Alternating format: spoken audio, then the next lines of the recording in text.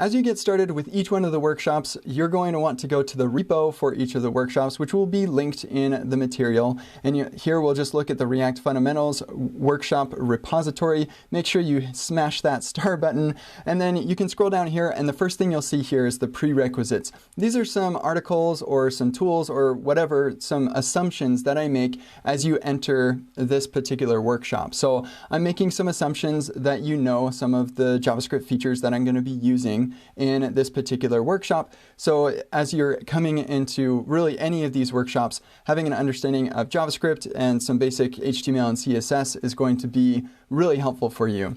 And then also, I expect you to have the React Dev Tools installed because they're really super helpful. I use Chrome for all of the videos. You can use Firefox. You can use any other browser that you want to. But especially for the React Performance workshop, you're probably going to want to use Chrome because that's the browser that I'm using. And the tools they exist in the other browsers, but they're maybe a little bit different. So I would recommend using Chrome as you go through this material. Also, we're going to need to have Git, Node, and NPM installed, and these are the versions that we need for that. And if you have them installed properly, then you should be able to get those versions running these commands in your terminal.